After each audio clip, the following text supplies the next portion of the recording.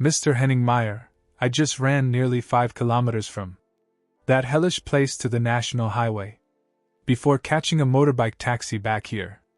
Look, I don't have much time, man. In 2 hours the security guards there will call roll for the afternoon shift. If they knew I was hiding, they would immediately send troops to search everywhere. I have to say it quickly, say this whole damn thing, and then I'll live or die. Look at me, do you believe that a 70-year-old man like me wearing this striped hospital gown and these flip-flops is the one who once held a fortune of 15 billion VND? It sounds funny and bitter. 15 billion. Dong is a number that a farmer who has worked hard all his life to reform the country, working hard to save the country, could never dream of. But now with money in my hand I have become homeless, a prisoner in my own life.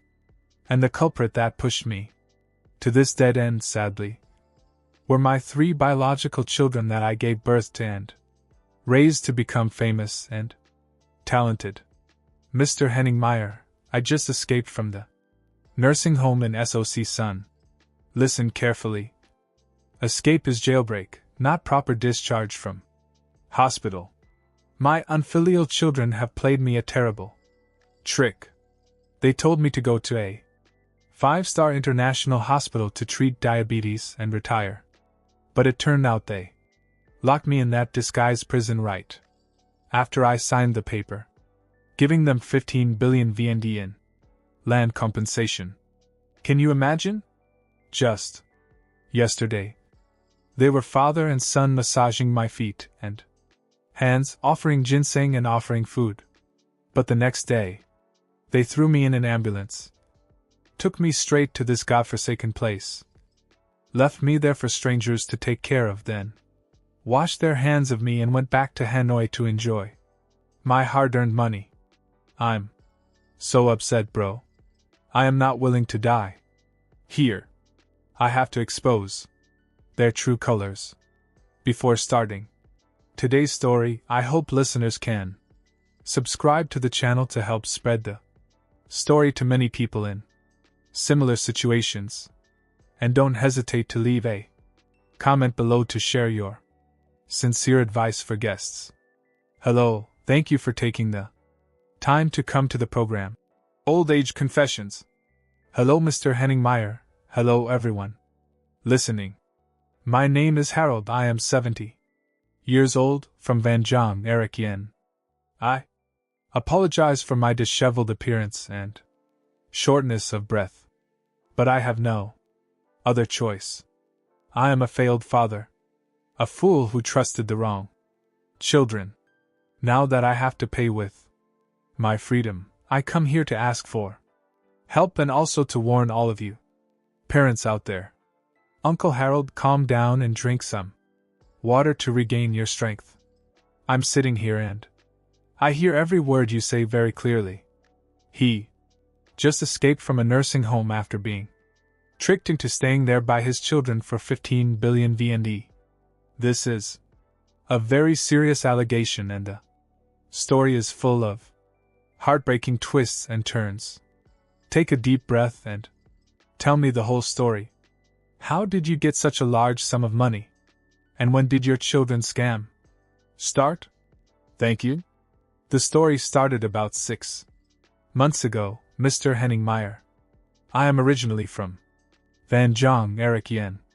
My wife passed away 15 years ago, leaving me alone to raise 3 children, 2 sons and a daughter. They all studied hard and went to Hanoi to work and buy houses there. I live alone in the countryside, keeping the old family traditions, growing trees, raising chickens, and living a frugal life day by day. My land is very large. More than 1,000 square meters of residential land located right on the intercommune road. That is the land our ancestors left for generations. I thought I would keep that land and use it as a place of worship. After I die, let them divide it up and do whatever they want. Suddenly there was a Belt Road project running through, people came to measure and set up boundary markers to count assets. The land my house was selected for was almost completely confiscated, leaving only a small church and a tiny yard according to the compensation and resettlement support price. The total amount I received was 15,600,000,000 VND. This news came like a bolt from the blue, both happy and worried. Happy because suddenly a big lump sum of money fell on my head, a lifetime of hard work I could never have dreamed of. But worried because not knowing with such a large amount of money how to live peacefully in old age. And as I predicted, the money had not yet reached my account when disaster came to my doorstep. Before, my 3 children in Hanoi were very busy, brother. They only come to visit their father once every 2 or 3 months. On holidays or New Year's. Called and said busy 3 times. And hung up. I was sick and had a minor illness. So I went to buy medicine myself. Only when it is very serious do we dare call them to take us to the hospital. They came back with sullen faces, complaining about the long distance, wasting gas, and losing their jobs at the office. Once I fell and sprained my ankle and called my eldest son. He told his dad to ask the neighbor to take him to the clinic. I'm in the middle of a meeting. Father-son relationship is as bland as water in a pond.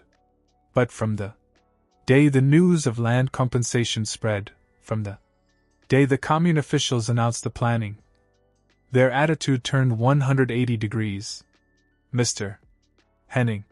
From being distant and cold children, they suddenly became the most filial children in the world. They come back every week. Not one, but all 3 came back, bringing with them children and grandchildren. Cars were parked tightly in the brickyard. They bought Korean ginseng, Kanho bird's nest, and imported milk. All expensive things filled my refrigerator. The eldest son's name is Eric. He is the director of some construction company. Come home, roll up sleeves to clean the altar, sweep the house, mouth to help hands and feet. He said, Dad is old, let us do it. Dad, just sit and drink beetle tea. The youngest son, Kevin, works as a doctor at a private hospital. He brought home a blood pressure monitor and a diabetes test machine to carefully check me every little thing. It says Dad's index is a bit high. Dad has to eat and drink carefully. I bought good medicine for Dad. My youngest daughter, Emily, sat massaging my shoulders and pulling out gray hair for me. Dad has worked hard all his life. Now that I have money, I have to enjoy it.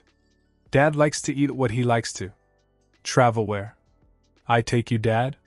To be honest with you, an old man like me, living alone for so many years, longing for children's laughter, suddenly sees my children gathered around.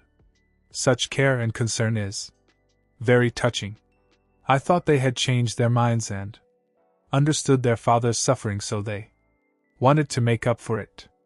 I had no idea that this filial piety was lubricated by the smell of money, with the number 15 billion VND hanging before my eyes. I'm old and still foolish.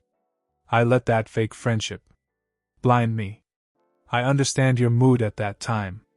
All old people want their children and grandchildren to be prosperous. That sudden attention, though suspicious, hit his emotional weak spot. That filial act was certainly a stepping stone for them to lead you to the property issue. So specifically, how did they discuss dividing the 15 billion, and how did you react to the suggestion of writing a will while you were still healthy and lucid? Mr. Henningmeyer said their bad news right. That happy family drama lasted for about 3 months, then their true colors began to show. During a family dinner, the eldest brother Eric started the conversation. He poured me a glass of wine. Very serious face. It said the compensation money is coming soon. It's dangerous for Dad to keep such a large amount of money alone at home in the countryside. Robbery is rampant now. Knowing that Dad has money, he will come in and suffer. Besides, my dad is 70 years old, has diabetes, high blood pressure, and irregular blood pressure. I don't know what to do. He told me he thought I should think ahead. I asked him again, what does worrying mean? It told me that Dad should make a will, or best of all, divide the property among the three of us so that if Dad dies in the future, we won't have to fight or go through complicated legal procedures. After Dad divided the money, we used it to invest to make a profit, buy a house, and every month we gave him pocket money and medicine to take care of him for the rest of his life. So Dad can rest assured. We also feel secure doing business to make money. The other two joined in. They said the eldest brother was right, Dad. Dad will give it to us anyway. Give early then. We will be grateful. Dad is known for taking care of his children and grandchildren, and he also has less of a burden of worrying about keeping money. At first I was hesitant too. I think it's a bit early to demand division before the money is even in your pocket. Besides, I'm still healthy. I want to keep money for emergencies. But then they call every day to chat and then come home on the weekend to whisper in my ear. They paint a beautiful picture.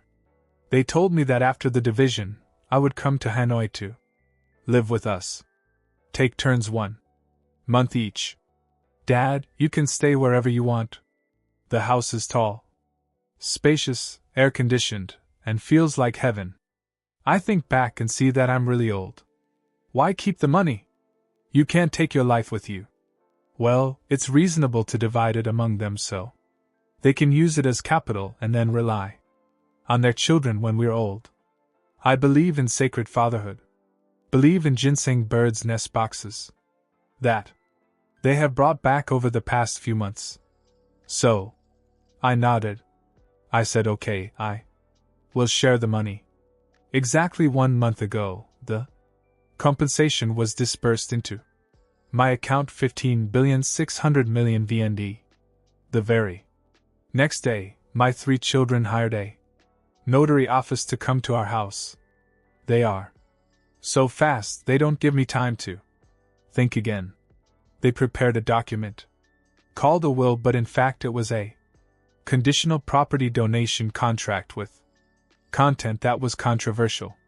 Mr. Harold agreed to give his 3 children 15 billion VND, divided equally with each child getting 5 billion. Transfer money immediately.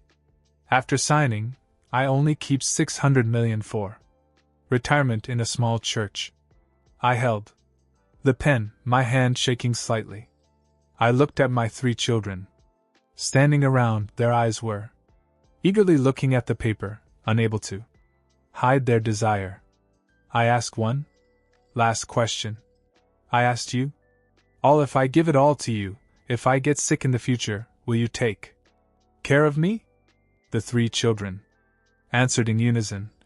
Just say it, Dad. You are our father. If we don't take care of you, who will we take care of? Sign here. When we're done, we'll take you out to a restaurant to celebrate. I sighed and signed. That signature is a death sentence for my freedom, Mr. Henningmeyer. As soon as the notary stamped my neck and I made the bank transfer, because they had the app installed on my phone and did it for me, their attitude changed immediately. No more smiles. No more kind greetings.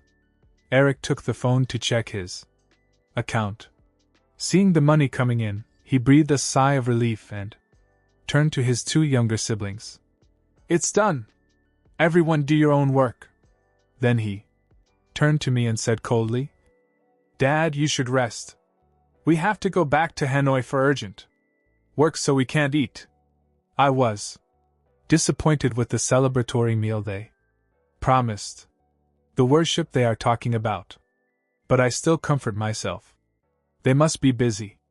When you have money, they will take care of you later. But I was so wrong. The real scam is just beginning now. 3 days after signing the will and transferring the money, the youngest son followed the doctor back.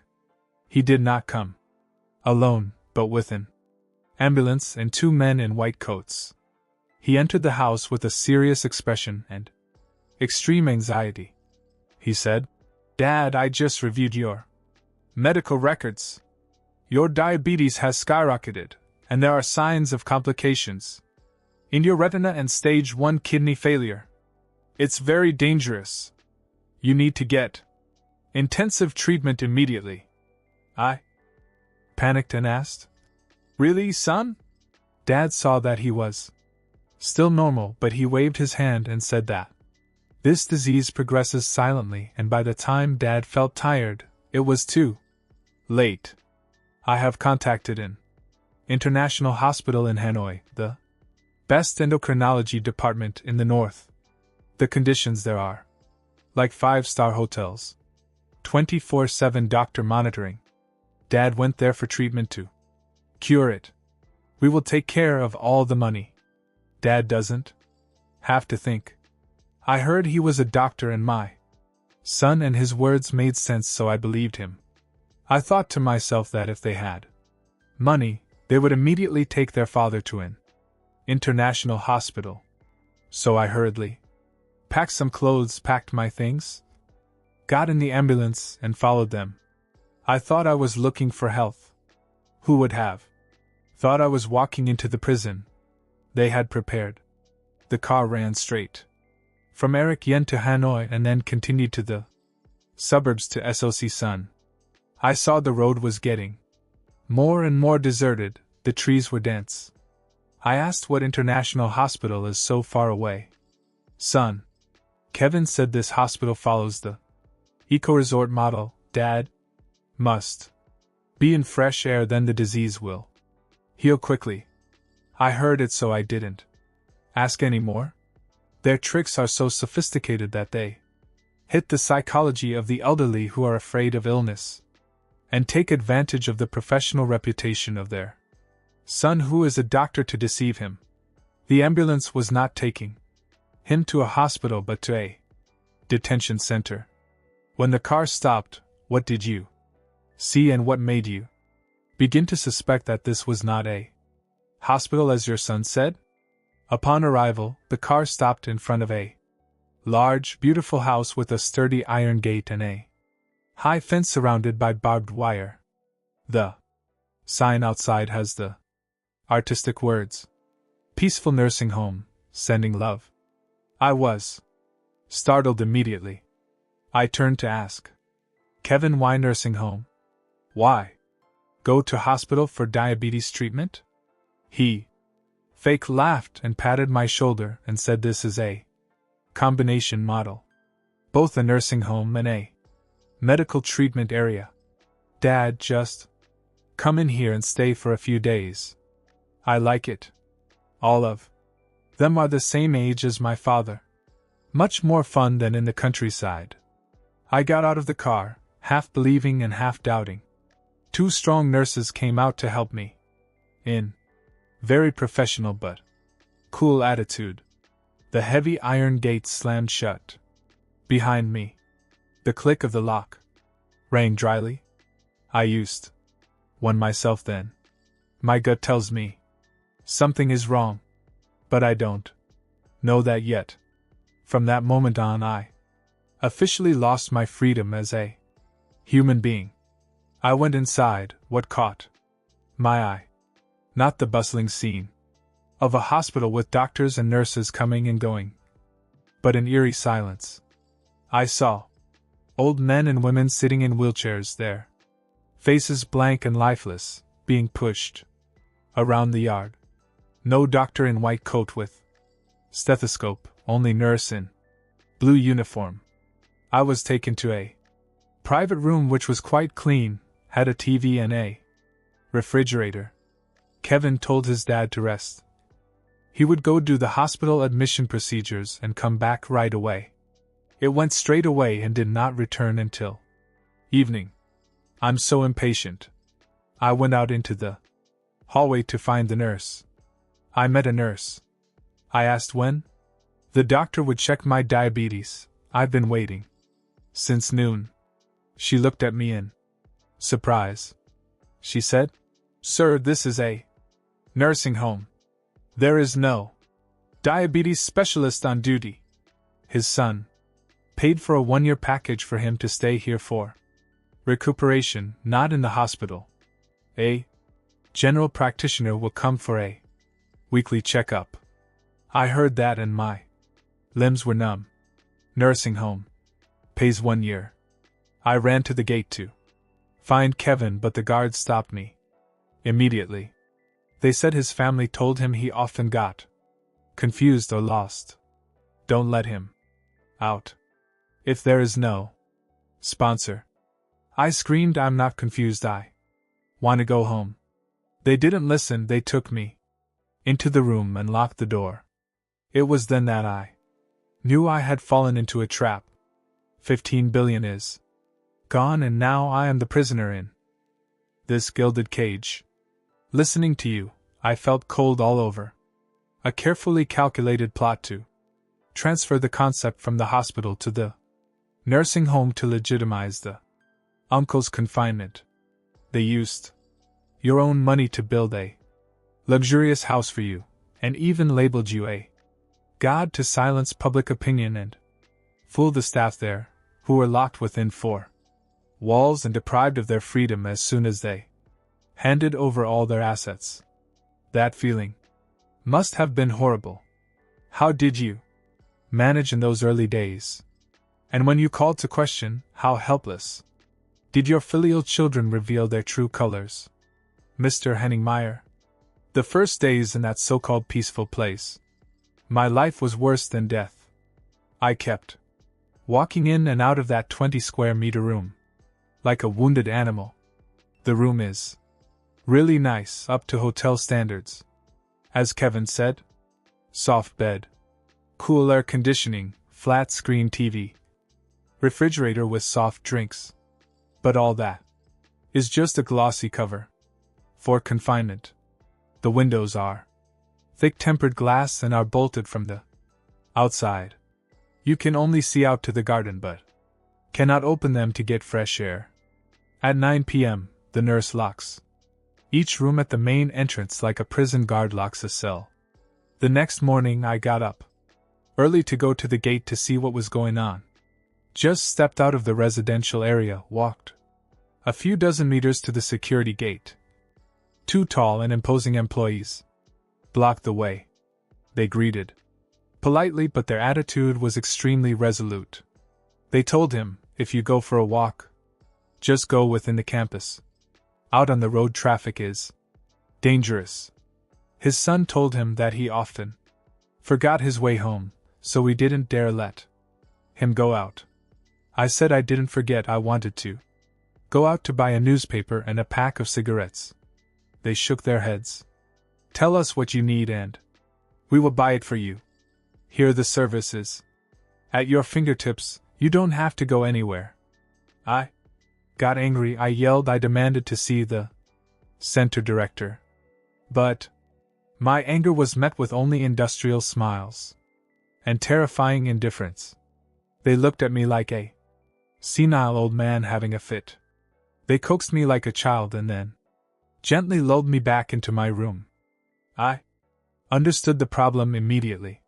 Here freedom is the ultimate luxury. I am not a customer. I am a prisoner. A prisoner is paid a premium. I went back to my room and rummaged through the old handbag I had brought with me. Luckily, they haven't confiscated my old brick phone yet. They probably think the phone is useless. Or they subjectively think that if I'm in here, who can I call? I trembled as I dialed Eric's number. The eldest son is the one I Trust with the keys to the box. The bell rang 3 times and then it stopped. On the other end of the line was loud music and the clinking of glasses. Maybe it's partying and celebrating the victory. He asked me, "Dad, why did you call me? Is it nice there?" His voice was still so fake sweet it made my stomach churn. I screamed into the phone. I couldn't hold it in any longer. I told the bastard, "Where are you? Why did you lock me in here? You said you were taking me to get treatment for diabetes. Why did I ask the nurse and they told me to sign up for a long-term nutrition package? Are you lying to me? Come pick me up right away." The other end of the line was silent for a while. The music seemed to get quieter. He must have gone to a secluded place. His voice changed completely, "Mr. Henningmeyer." It was no longer the usual filial and submissive manner. His voice became cold and commanding, sounding sharp as a razor. He said, "Dad, you know? Then I'll tell you straight so. You won't be shocked, Dad. I'm old. People have many illnesses, and I'm alone in the countryside. If I catch a cold, or have low blood sugar at night, who will take care of me? My brothers and I are busy with 101 things. How can we run back and forth to the countryside? You'll be the happiest there. Food and water are served, there are servants, and there are many old friends here for you to confide in. What else do you want? Any more?" I heard that and my blood rushed to my head. I told myself I don't need that kind of happiness. I need freedom. I need to go back to my home. My house is in the countryside with gardens, incense, and my ancestors have to take care of it. You take me back right now and give me back my money. I won't stay here another minute." He sneered on the phone. The laughter of an orphan child was very bitter, bro. He said, "Go back to the countryside. What's the point of going back to the countryside? We rented the house in the countryside yesterday to someone to use as a garment factory. The lease was 10 years, they moved the machinery in. And we also took the deposit. Now that you're back, where will you live? Are you going to live in a temple?" I was stunned. My house is where my ancestors are worshipped, where I was born and raised. How dare they rent it out to use as a garment factory?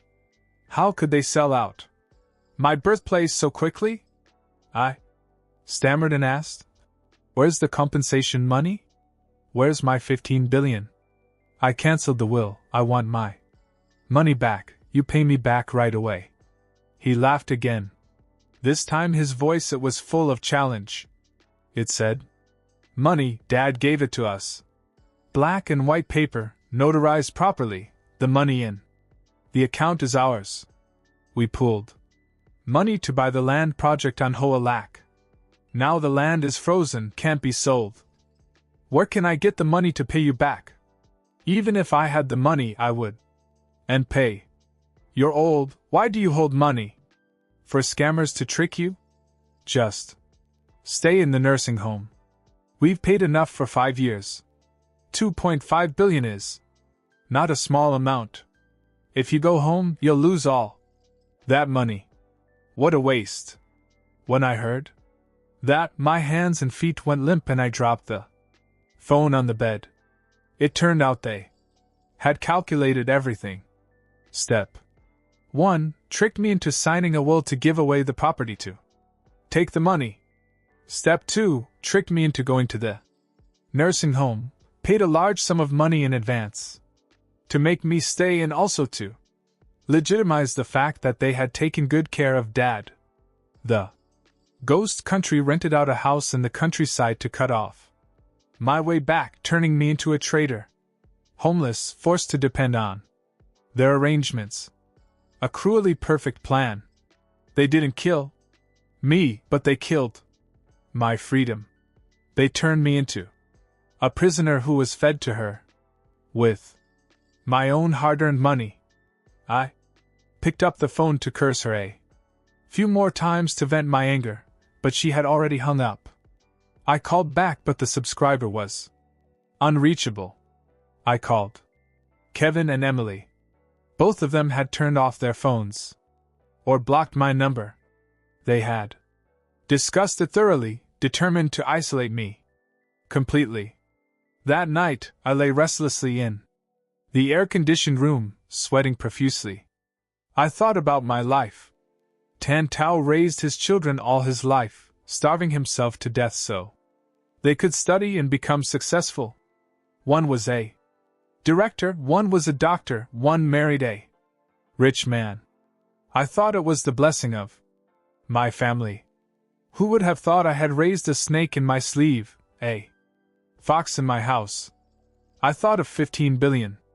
That amount of money was really big, but it was a knife. Double-tongued. If I didn't have that money, I'd probably still be plowing the land and growing vegetables in the countryside. Every night I'd drink a glass of weak wine. Although I was poor, I was free and easy. Although my children rarely came to visit, I still had some fake feelings to comfort me. With money, all my love was shattered. Money opens my eyes and destroys my conscience so quickly, Mr. Henningmeyer. I lay looking up at the white ceiling, tears streaming down my pillow. I missed home, I missed my wife's breathing. My wife died early, lying cold in the field. Now my children have sold the house and rented it out. Who will be better off for her? I felt guilty towards my wife, guilty towards my ancestors. I couldn't bear it. I couldn't die of old age in this place. I had to go out. I had to demand justice. Even if it cost me my old life, I had to teach my unfilial children a lesson. The next morning, I started to change my tactics. I didn't scream. I didn't want to go home anymore.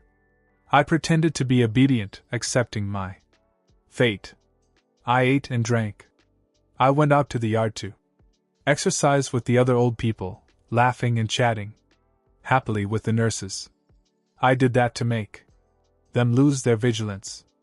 I chatted with the guards and the cleaning ladies to find out the rules of operation of this hospital. I noticed that around noon, around 12:15, was the time for the guards to change shifts and also the time when the food trucks often went in and out of the back gate. The back gate usually had fewer guards than the front gate.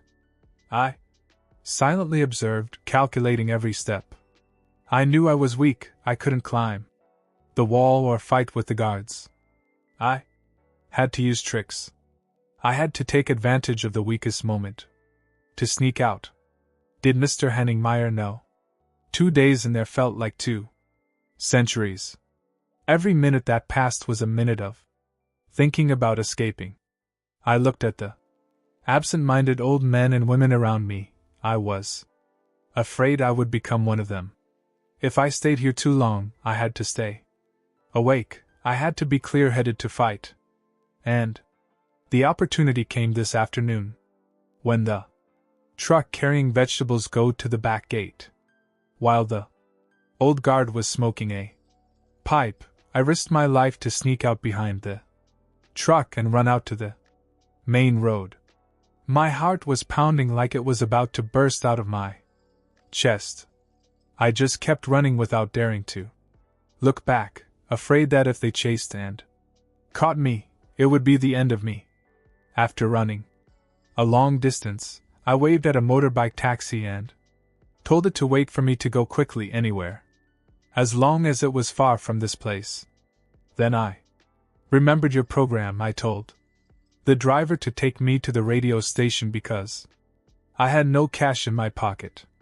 Luckily, he took pity on me because I was old and wearing a patient's clothes. He drove me a bit, and then I asked for my account number to pay later. That's how pathetic the escape journey of a 70-year-old man with 15 billion in his hand was. Mr. Henningmeyer. Now I sit here with no home, no money, no relatives. I only have this fake body. And a sky-high resentment. I want to ask everyone, where is the law? Morality? Where, what must I do to get back what belongs to me? Mr. Harold, you did an extremely brave and right thing when you decided to escape from that place to come here. I want you to calm down and listen carefully to my analysis below, because this is the key for you to open the prison door that your children have opened. You are thinking that you are a penniless person, a person staying for free. But from a legal perspective, you are still holding the handle without knowing it.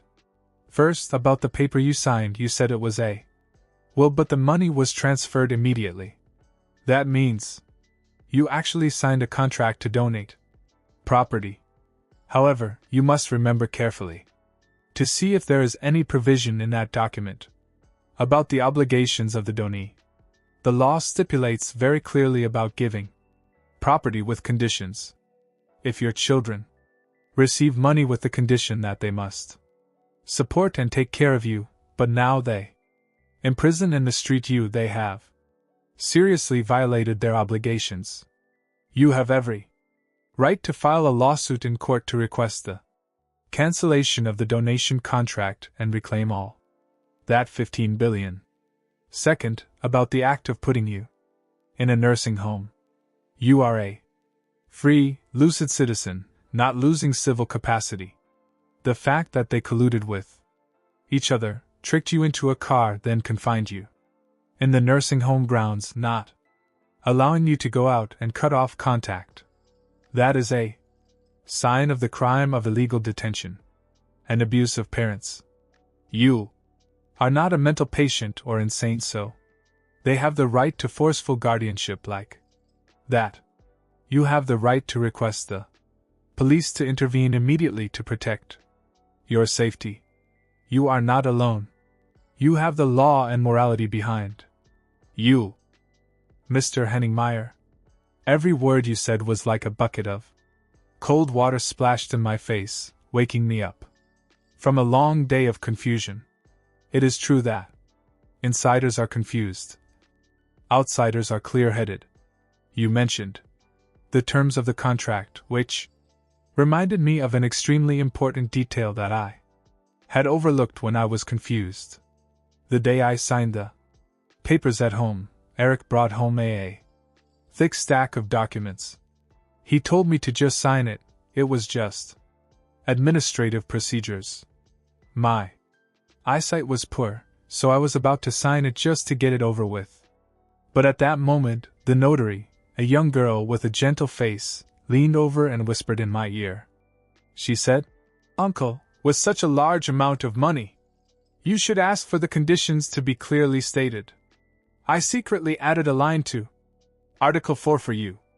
Please read it carefully." Only then did I squint my eyes and read.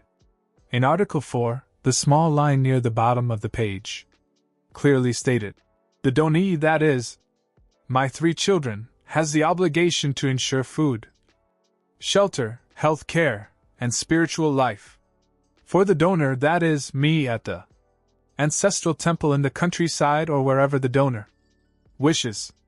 If the donee violates the obligation of support or commits abusive acts, the donor has the right to unilaterally terminate the contract and reclaim the property." I remember when Eric read that part, his face changed a bit. He wanted to argue with the notary, but his younger brother Kevin winked and whispered, "Forget it. He's old. Just sign it to finish the job. What can he do to us later?" So they let me sign quickly. They are from Lehenning. They thought that once the name was changed, I would pretend to be sick. They put me in a nursing home. And that's it. Where do I get the strength to sue the fox? But they were wrong. The tiny line of text is the noose that is strangling them now. They blatantly violated the contract. What kind of nurturing was it that put Dad in solitary confinement? What kind of housing guarantee was it that sold the house? Rented out Dad's ancestral temple? What kind of mental care was it that cut off contact, confined him and didn't let him go out? Obviously, they cheated and broke their promise. I have every reason to claim my money back. I am not a beggar for their pity. I am a creditor seeking justice. And one more thing, secret weapon that I've been keeping hidden.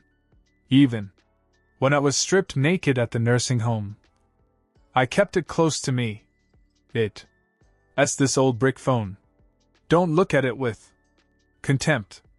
This machine has very good automatic call recording and environment recording functions. The day my 3 children came home and forced me to sign a paper, my intuition told me to secretly turn on the recording mode and put it in my breast pocket. I recorded the entire conversation that day. In the recording, Eric spoke clearly. Just sign it, Dad. After signing, we promise to never take you anywhere. Dad, just stay in the countryside and enjoy the countryside. Every month we give Dad 20 million for pocket money. There was a part where Kevin told his father to rest assured this was just a procedure to make it easier for his brothers to do business, but the property was still his. Dad wants to get it back whenever he can. And most importantly, I also recorded the call this morning with Eric when he admitted to selling the house and challenged me to do nothing to him. Those false promises, those cruel confessions, now fits in this tiny memory card. This is ironclad evidence in court. They can hire good lawyers, they can run farms, but they can't deny their own voice. I sit here in the dark, my blood boiling. The fear and weakness from earlier when running away was now gone, replaced by hatred and iron determination. I thought of Eric, Kevin, and Lang spending my money, laughing at their father's misery. They are probably eating at restaurants, driving luxury cars and buying land by now. They think I'm old, I'm senile, I'm in their hands. They look down on me too much. Do you know Mr. Henningmeyer? Their biggest mistake was not being greedy, but that they didn't kill me right away. If they are so cruel as to poison me to death, then that 15 billion is theirs. No one can fight over it. But they were still a little afraid of the law, so they chose to keep me locked up to let me slowly die. And that calculation will kill them, because as long as I live, as long as I breathe, I will fight to the end. Now I have to calculate my moves. Next, be careful, I can't go back to Eric Yen right away because the house has been rented out, and I can't go back there alone. What if they send gangsters to kidnap me again? I also cannot go to their house in Hanoi to curse, because if I do that, they will accuse me of disturbing the peace and put me in a mental hospital. I need a backing, a legal protection. Mr. Henningmeyer told me to call the police. Yes, I will call the police. But before reporting to the police, I want to do this first to warn them, to stir up public opinion so that they don't have time to react and dispose of the property. I would like to borrow your live radio right now to send a strong message to my 3 unfilial children. I know they may not be listening to the radio right now, but their friends, colleagues, and business partners certainly are. The news will spread like wildfire. I want to tell them that Eric, Kevin, Emily, this is your dad, your winning dad. You guys think locking me in a red cage in SOC Sun is the end of it. You think you can swallow 15 billion of my money without choking? Dad is sitting on the radio, telling the whole country your true colors. You guys are Liars and unfilial. Dad is holding the recording evidence in his hand. Dad has a notarized contract. Dad declared that from this moment on he will do everything to get back every single good boat. I will throw you all in court and file a complaint with your agency if you don't. Kneel down and apologize to me and return the money to me immediately. Saying those words, I felt my chest lighten a bit, as if a 1,000-pound rock had been lifted off my chest. But I know words are like wind, what matters is actions, Mr. Henningmeyer. In my pocket now is only a crumpled piece of paper with the phone number of an old lawyer friend who used to advise me on real estate. His name is Mark, his office is in Kaji District. When he was dragged into the ambulance, I quickly grabbed his business card on the coffee table and put it in my pocket. I was going to call him as soon as I got out of here, but I still had a lingering worry in my heart. Is the law really on the side of a lonely old man with a small throat like me? Will my children, with 15 billion in their hands and their wide connections, one is a business director, one is a doctor at a big hospital, use money to bribe justice? I heard that everything has a price these days. What if they collude with the mental hospital, falsify medical records, and prove that I'm really crazy? At that time, will my words and evidence still have any value? I used to think of that scenario. They tricked me into a nursing home with fake dementia records. They could totally fake schizophrenia records to strip me of my citizenship. If I am declared incapacitated by the court, my children will be my natural guardians. At that time they could do whatever they wanted to me. They legally manage my assets. I will be their puppet forever. That is the most deadly pattern. Mr. Henningmeyer, I am racing against time. I had to prove I was completely sane and sober before they could react. I have to stay one step ahead of them. I need you to advise me on a specific, step-by-step itinerary. Now that I'm out of this radio station, where should I go first? Go to the police station to report, or go to the law office to file a lawsuit? Or go to the hospital for a mental assessment immediately to get a certificate of sanity? I'm so confused, I'm like an ant suing a potato. And these potatoes are the children I have raised and loved for many years. So sad. But if you don't fight, you die. Uncle Harold, you are at a crossroads, and one wrong move now could cost you everything forever. He asked me the route. I will outline for you 3 steps of life and death right after leaving the gate of this radio station. Listen carefully, for it is your shield and your spear. The first and most important step is that you must immediately go to the Central Forensic Psychiatric Institute or a reputable forensic medical examination facility to request a mental health examination. The certificate certifying that you are completely sane and have full civil capacity and behavior is the shield protecting you from all plots and mentalizations of your children. Without this paper, all your words are worthless in court.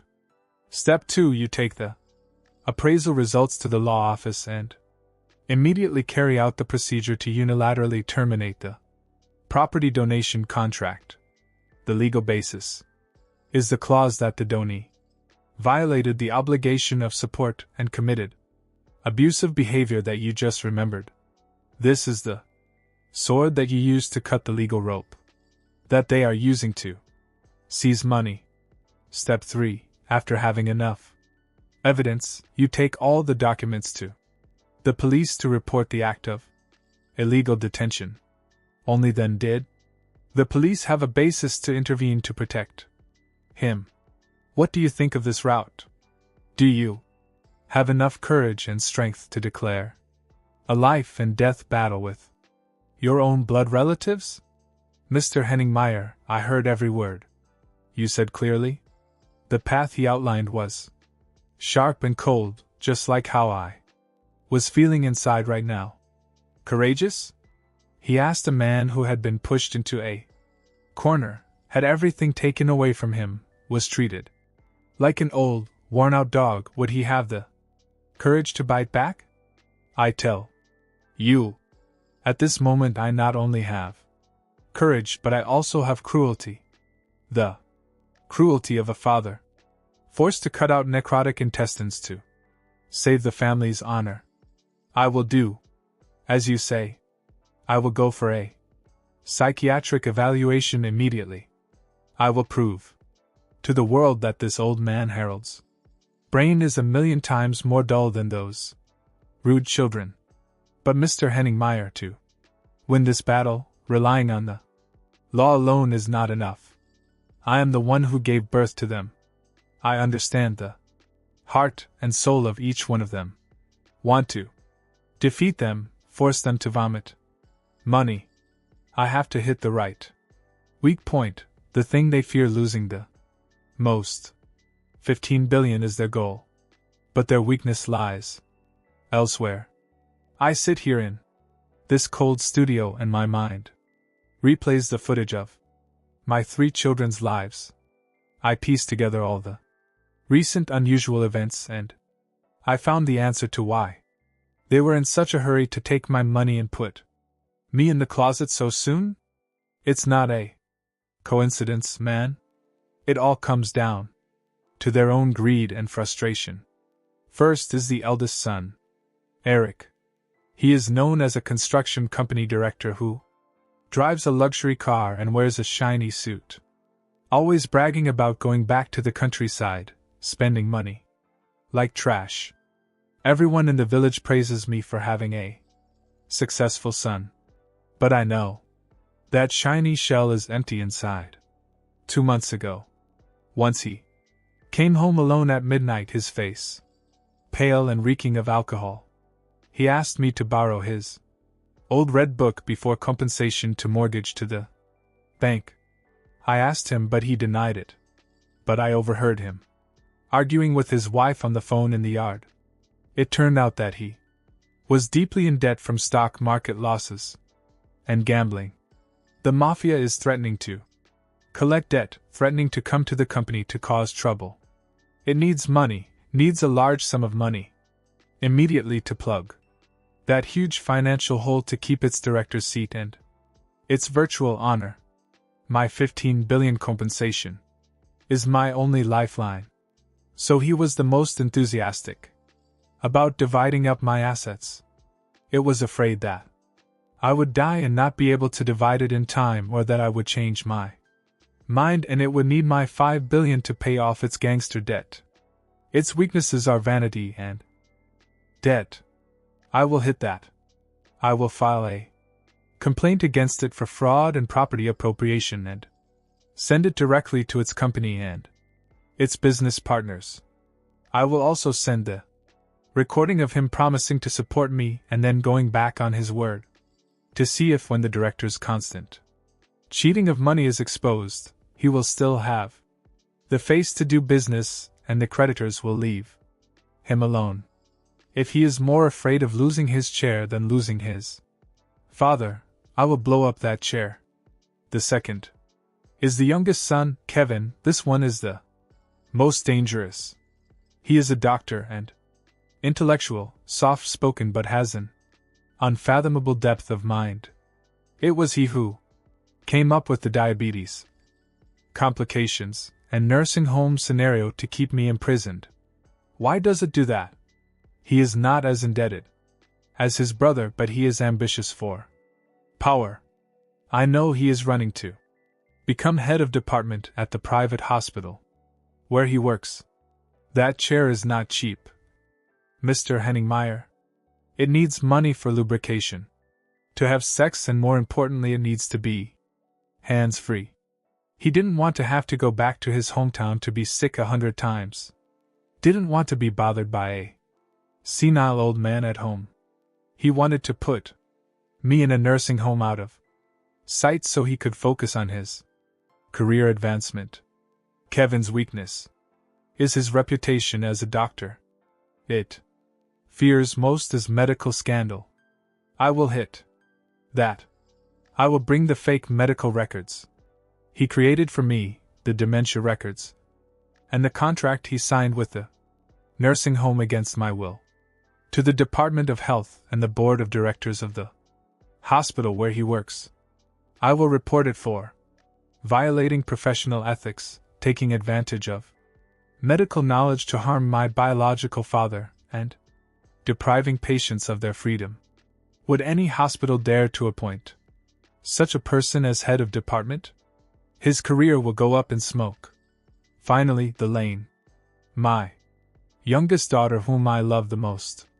She married a rich man and lived a happy life, but she was extremely greedy. He wants my $5 billion to buy a Vendo villa to keep up with his friends and to show off on social media. He followed his brothers for fear of losing out. He is a weakling, adaptable but cruel when it comes to his interests. Her weakness is her husband's family. Her husband's family is well educated and disciplined. Her father-in-law is a retired excellent teacher. If the in-laws knew that their daughter-in-law was a swindler who had sent her father to a dirty asylum to rob him of his money, would they accept it? I will go to my in-laws' house to talk things out with their grandparents. I will expose her true colors, to see if she can keep her position as a virtuous daughter-in-law in the house. As you can see, I have analyzed it very carefully. I do not fight blindly. I pointed 3 spears at the 3 of them, each one was fatal. I know this is cruel, exposing my back and killing my child's future with my own hands. But brother, they forced me.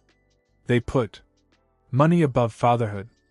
They saw me as an obstacle, a burden that needed to be removed after they had squeezed the straw and discarded the shell. I remember the night before I was taken away. The 3 of them sat next to me and poured me orange juice. Eric also massaged my shoulders and peeled fruit for me. I just looked at them smiling with satisfaction, thinking I was the happiest father in the world. It turned out that glass of orange juice might have been mixed with a mild sedative to help me sleep soundly, making it easier to get to the ambulance the next morning. Those shoulder dents, those sweet words are sugar-coated poison. They acted so well. Now I have to play some cruel father. I will not just claim back 15 billion. I want to teach them one last lesson about humanity. This lesson is very expensive. Sometimes they have to pay with their whole life. Uncle Harold, we are talking about the counterattack plan, but I believe that right now, on the other side of the battle line, chaos has begun to break out. When you escaped from the nursing home, the facility must have alerted your children. A 70-year-old man, holding the secret of 15 billion VND and recording evidence, suddenly disappeared out of control. It was their worst nightmare. The brick phone in his pocket, the only thing connecting him to them at the moment, must have received the first signals. Can you tell me and the listeners what the reaction of those filial children was like when you turned on the radio after the escape? Mr. Henning-Meyer guessed correctly. This phone has been vibrating nonstop since I stepped into the radio station, making my pocket hot. I turned off the ringer so as not to disturb the conversation, but the screen kept on lighting up. Dozens of missed calls and messages came in like bombs. You know, when I sit behind the bike, you will hug me. When I had just passed SOC Sun area, I dared to put the main SIM back into the phone. The SIM I used To call the lawyer was a different sim. Just started the phone, missed call messages from the network kept coming in. First is the nursing home number, then Kevin's number, Eric's number, then Emily's number. Before I could come to my senses, the phone rang. Is the number of Kevin, the doctor's son, the mastermind behind sending me to the camp? I took a deep breath, calmed myself, and pressed the answer button. I want to see what tone the hunter will use when the prey has escaped the trap. As soon as I said hello, a panicked and urgent voice came from the other end of the line. Completely losing the usual calm and dignified demeanor of a doctor. Dad? Where are you? What are you doing, Dad? The director just called the newspaper, Dad. Climbed over the fence and escaped. Dad, do you know you are making a mess?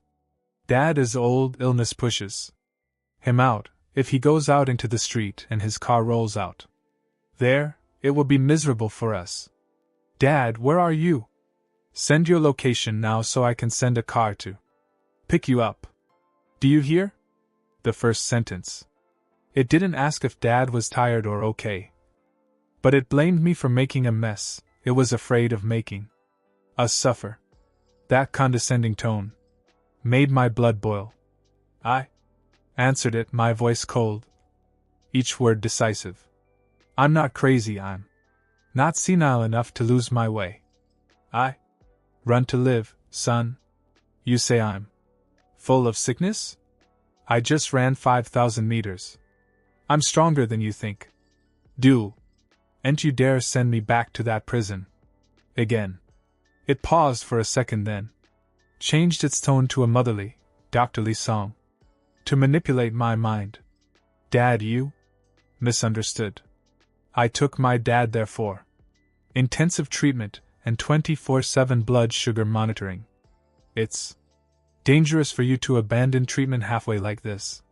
Kidney failure complications, blindness like play. Dad, don't listen to outsiders. Dad, go home. I swear to you, Dad, I only want what's best for you. If anything happens to you, I will regret it for the rest of my life. I grinned. Do you regret that I died or regret that I didn't die completely so you could share the money? And scare me with that doctor voice. I know very well that dementia case file you forged for me. I tell you I'm going to the lawyer, I'm going to the forensics. You prepare yourself to explain to the Department of Health about your hypocrisy. Hearing the two words lawyer and expert, he fell silent. I could hear his panting through the phone. It knows. I'm not joking. It knew I had it. I hung up, without giving him any chance to explain. Less than a minute later, the phone rang again. This time it's Eric, the director's eldest son. This guy is not as literary as his younger brother. He was used to being arrogant and giving orders at the construction site, so he immediately attacked me with threats. Old man, where are you? Come back now. Are you trying to make a fool of yourself? Do you know I am receiving calls from guests in the US? Why did you run away from the hospital? Are you going to sue? I told you the paper in black and white, you signed it. You have transferred the money. He sued the potato. If you make a fuss, I will cut off all your hospital bills, and I don't care about you. When you are sick, don't come home to make a fuss. I hear that and feel bitter to the core. Is this the son I once proudly bragged to the whole village about being successful and filial? It regards its foundation as a debt, a burden, a parasite. I replied, my voice even sharper than his. Shut up, Eric. Are you threatening to cut off my telecom fee? Thanks you. I also need the charity fee with my own money. You told me to sue the potato to see if this potato would break your teeth. I have in my hand the recording of you promising nonsense on paper. I will send the tape along with the complaint. You swindled and appropriated property straight to your company's board of directors. I'll see if your director's chair is stable when people know you cheated your boss out of fake pension money. The other end of the line screamed. You dare? He is crazy. Who taught you to do that? No one instigated you, no one instigated me. Your misery taught me that. I give you one last chance? Bring the red book of the countryside and bring 15 billion here to pay me. Otherwise I will let you go. See you in court. I turned off the machine. I felt my hands shaking, not from fear but from pain. It hurts so much. Henning. Have to use the most cruel words to talk to your children. Have to use the law to threaten his blind blood. That is the greatest tragedy of human life. But I have no other choice. If I'm weak now, they'll eat me alive. After Eric, it was Emily's turn to text. This girl was clever. She didn't dare call because she was afraid I would record her texting a long, moaning, complaining message. Dad, don't make a big deal out of it. Hey Eric. Kevin is hot-tempered but he loves his dad very much.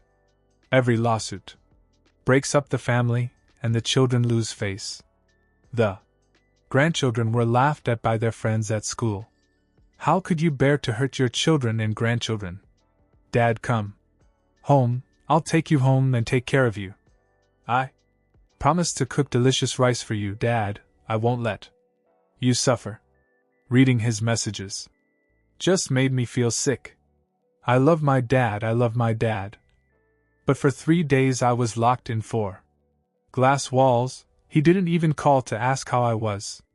He sympathized with his father and followed his brothers to sell his father's house. Split Dad's money to buy a villa, buy designer handbags. Now seeing the father resist, seeing the risk of losing money and losing face, he uses emotions and the grandchildren as a shield. I did not text back. I know right now all words and feelings are meaningless. They are just afraid of losing money and losing honor. Mr. Henning, through 3 phone calls I saw through their hearts. Kevin is afraid of losing his job and reputation as a doctor. Eric is afraid of losing his director position and afraid of his partners turning their backs. Emily was afraid of losing face with her husband's family, afraid of losing her luxurious life. No one was afraid of losing the hammer. In their eyes, I was clinically dead. From the moment I signed the will, my existence now is just a legal problem that needs to be resolved smoothly. That's why I have to be more determined. I can't turn back anymore. As I sit here on this radio, I am declaring open war. I know after this show they will go crazy. They will find me, take me back or silence me. Maybe they will hire a good lawyer to argue against me. Maybe they'll falsify psychiatric records to invalidate my words. I don't even rule out the possibility that they will hire gangsters to intimidate me like Eric once did to his business rivals. But I was prepared. I am an old soldier who has been through life and death on the battlefield. Are you afraid of these 15 billion children? I decided that losing is okay, but it must be worth losing. I would rather burn the donations than let those unfilial people enjoy them. Now, I want to ask Mr. Henningmeyer something with the evidence I have. Audio tape of threatening messages and the truth regarding their confinement in a nursing home. Do I have sufficient grounds to request the court to apply temporary emergency measures to freeze their assets? I'm afraid that while I sue them, they will disperse all the money and transfer it elsewhere or transfer it to their wives and children. Where can I go to claim it? Is there any way for the law to immediately prevent the act of dissipating assets? I need to cut off their escape route. Now, there can't be a moment's delay. Your question is very sharp and to the point. In property disputes, dispersal is the biggest risk. You have every right to request the court to apply temporary emergency measures to freeze the assets of the obligated person. However, to do that, you need to file a lawsuit with initial evidence and a corresponding property security deposit to gain the court's trust. But in urgent cases, and with signs of criminal fraud, the investigation agency can also order the account to be frozen if you file a criminal complaint. Uncle Harold, you are holding very strong cards. The recording of their promise, Eric's threatening message, and especially the nursing home's confirmation that he was sent there as a nursing home against his will are all solid evidence. Uncle Harold, you acted very bravely.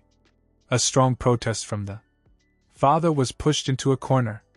However, when the excitement of the escape passed and you were settled here, I understood that a feeling of emptiness and anxiety about the future was beginning to invade your mind. I'm wondering where I'll sleep tonight, where's the money for food, where's the house to go back to? Those are the bitter practical questions of a person in the grip. On paper 15 billion dong, but not a single dong in cash to buy a loaf of bread. He is in the most ironic situation of human life, a homeless billionaire. But Mr. Harold, please calm down. You did the right thing by sneaking out of there to come here. You must understand that 15 billion is your sweat and tears, your ancestors' fortune. You are not a freeloader. And you are certainly not a criminal to be imprisoned. To help you feel more confident in the upcoming legal battle, as a host who has witnessed many life situations, I would like to analyze more deeply and in more detail the two crucial legal supports that you are holding. Please listen carefully, because this is the compass for you to reclaim control of your life. First, about the value of the paper you signed. My uncle and his children call it a will, but the very act of transferring the money immediately turned it into a gift of property. However, don't worry that the pen is dead. Vietnamese law has very clear provisions on conditional property donation. In Article 462 of the Civil Code, the condition here, whether written or just a verbal agreement that you were lucky enough to record, is the obligation to support and take care of you in your old age. This is the implicit obligation of children to their parents and is a prerequisite for transferring property.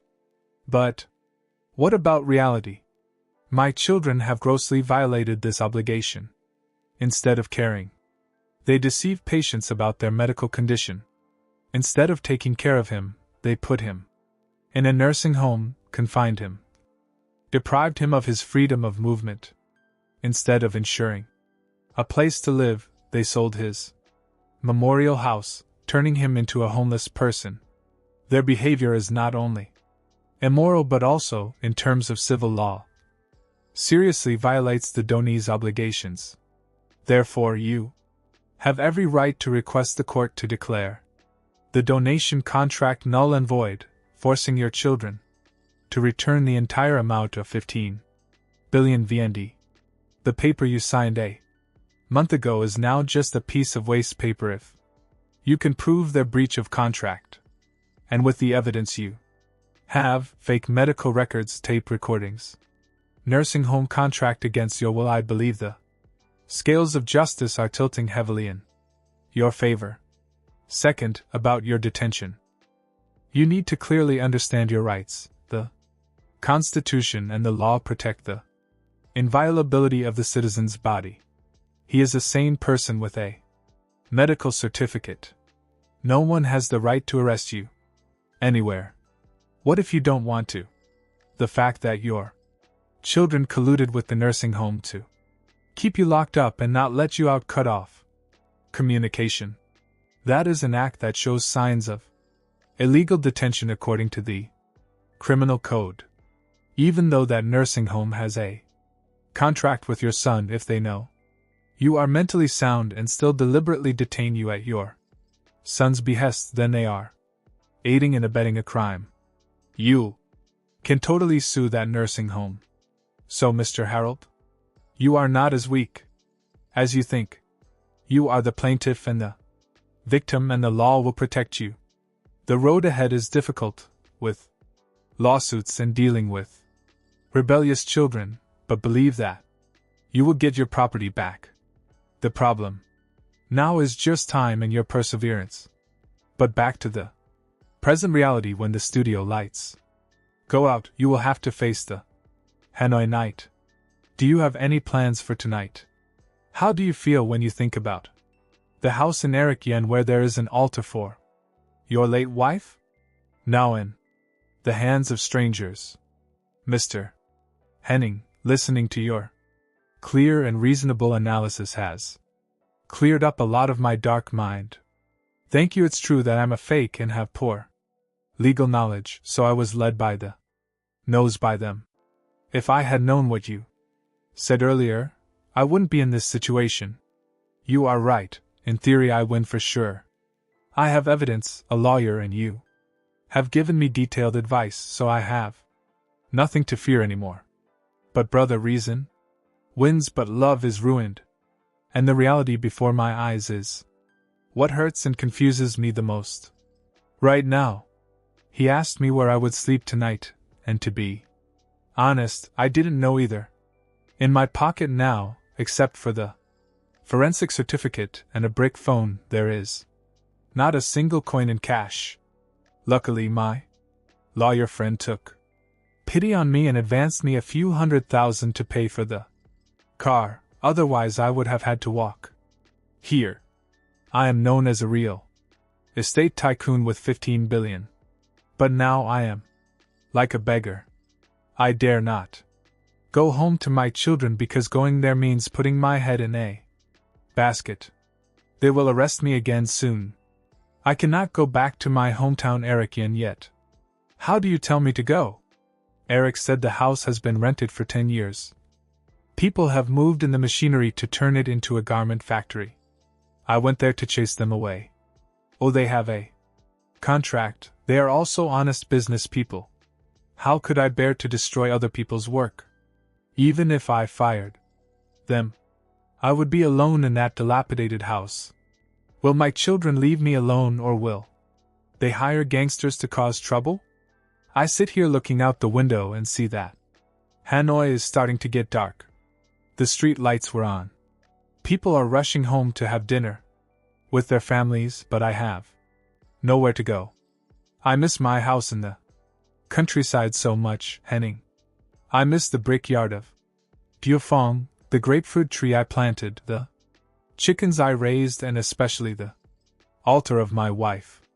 For the past 15 years, I have not forgotten to burn incense for her. But these past few days I've been arrested. The incense bowl must be very cold.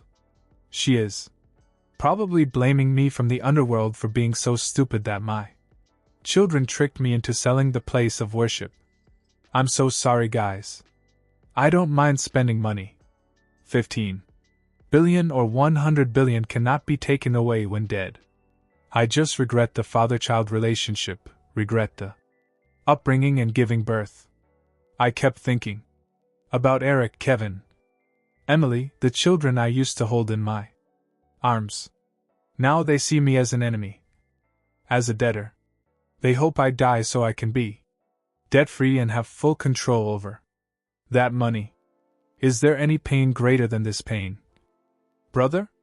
Now I sit here, I feel so lonely. This world is so big that there is no place for a 70-year-old man. I want to reclaim my property. But what after the claim? Who will I live with? Who will take care of me when the weather turns bad? Or should I spend money to hire a stranger to take care of me? Many times I think teaching is better than just letting them take it all.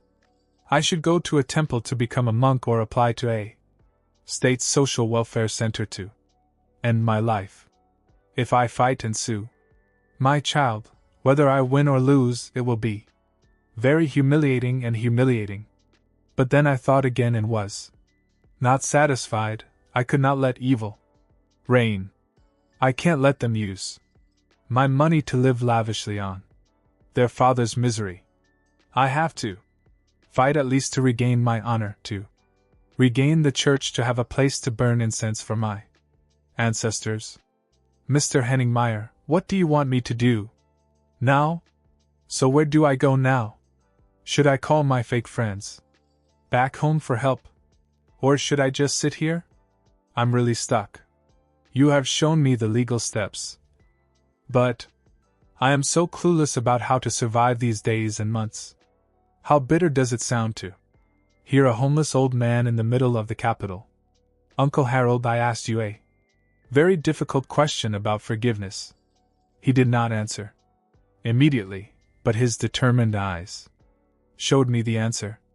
In this unequal battle between love and greed, being soft-hearted is suicide. You are in a weak position emotionally, isolated and homeless, but you hold the seal of power legally and financially to help you turn that advantage into a real victory, reclaim 15 billion, and more importantly reclaim the dignity of old age. I will outline for you an all-out strategy. Please listen carefully. This is not just legal advice but a strategy for you to deal with your wolf-like children. This tactic I call pulling out floating bottom wood. They are greedy, they are afraid of losing their honor, they are afraid of the law. We'll hit all three of these points at once. First, on urgent action. Tonight and tomorrow. Your safety and freedom are our number one priority. You can't wander around the streets. Immediately after leaving here, you should go with your lawyer straight to the district or city police station, which has higher authority than the ward police, to report. You must file a criminal complaint about the act of illegal arrest, detention, or imprisonment, according to Article 157 of the Penal Code. Please provide evidence that you were forced into a nursing home, had your phone taken away, and were prevented from going out. This reporting is not only to punish them, but the main purpose is to get immediate legal protection. The police will take measures to prevent your children or their henchmen from approaching and harassing you. This is the white steel plate that protects your body. The second is an attack on the purse, the mother of all evil. You must immediately carry out the procedure to cancel the donation contract. As I have analyzed, you are holding in your hand evidence of a conditional donation through a recording, and the witness is the notary. Your children have seriously violated their duty of care. Please authorize your lawyer to do this. Once the court processes the lawsuit and issues a decision to freeze the disputed assets, the 15 billion VND or assets created from that money, such as the land and whole lac that your child bought, will be frozen. They will no longer be able to buy, sell, transfer, or dispose of them. At that time, they will be sitting on hot coals, having money but not being able to spend it, surrounded by debt. That's when you hold the handle. Third is psychological warfare to end the disaster. You need a formal warning. Not over the phone cursing, but in legal writing. Please ask your lawyer to draft a notice of obligation to return the property and send it to your 3 children, their workplace, and the local authorities in your hometown. In that notice, he clearly stated that if within a certain number of days, for example 7 days, they did not hand over the right to use the ancestral temple in Eric Yen to him, meaning they had to compensate the tenant of the garment factory themselves to get the house back for him, and did not return the 15 billion, he would prosecute them to the And, Uncle Harold, you must remember this. I have 15 billion. I am not poor. Use the power of money to hire the best people to protect you. Hire the best lawyer, hire bodyguards if needed. Don't spare any money at this point. Money is to serve you, not to make you a slave to it or your children. Use the money they crave to make them pay. That's how a master of the game behaves. I understand, Mr. Henningmeyer. His words were like a bolt from the blue in my stomach. I was too weak, too emotional, so they rode all over me. Now I will do as you say. I will hire the best lawyer. I will sue to the end. I will use money to buy justice and safety for myself. Thank you for giving me a solid spiritual support. From this moment on, I will no longer be the resigned old man. I will fight. Very well. Your determination is your strongest weapon. But Mr. Harold, besides the legal battle, I want to share with you another perspective on life to help you prepare mentally for the long road ahead. Winning a lawsuit is one thing, but finding peace of mind is another. I confirm that my love has run out. So prepare yourself to live a happy single life at 70. Don't be afraid of loneliness. It is better to be alone in freedom and wealth than to be a poor countryman in confusion and confinement. When you get your house and money back, live for yourself. Please carry out the plans that you have sacrificed your whole life for your children, but have not been able to do. Travel, do charity, or simply replant the garden, raise chickens in the countryside. Please make your last years the most worthwhile to prove to your children that without them you can still live properly, even better. And remember, you are not alone. Our community, the law, and our program are always on the side of justice. You are a role model and a lesson, so everyone will follow and support you. Never feel left out. He was a brave man, daring to stand up and clean up family ethics. You deserve respect. Yes, I will live. I will live well, to see what retribution they get. I will not be sad anymore. Losing a child is painful, but keeping one's honor as a human is worth it. Thank you, Mr. Henningmeyer. Thank you, everyone. I ask permission to leave now to be on time for work with the police. Yes, take care. I wish you a smooth journey. Dear listeners, Uncle Harold's figure has disappeared behind the door, but his story leaves us with a huge silence. Tried father into nursing home to seize property. It sounds like a horror movie script, but it is happening in real life in the heart of the civilized capital.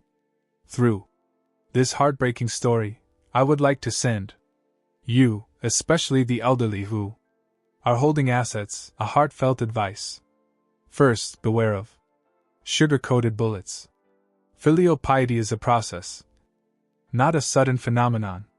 When children suddenly become overly interested in property, question it. Second, master the laws of inheritance and giving. Never confuse a will that takes effect only at death with a gift contract that takes effect immediately. Never transfer all your assets to your children while you are still alive and of sound mind. Retain property ownership as an insurance policy for old age. If you want to give, make a will or make a gift with strict conditions on the obligation of support. Third, never cut off contact with the outside world. Keep in touch with friends and neighbors. Don't let yourself be isolated within the four walls of your children's home. Community connection is a lifesaver when the family is in trouble, and ultimately a message to the children. Where does the first wave fall? The next wave is coming. How do you treat your parents? Your children are looking at it too. Learn. Don't lose your humanity because of temporary greed. 15 billion. Can buy a house and a car, but not a good night's sleep and peace of mind. The new sentence of conscience is a life sentence with no parole. The duration of today's program, Old Age Confessions, ends here. Thank you for your interest. Thank you for watching. If you liked my video, please like, share, and subscribe my channel for more amazing video.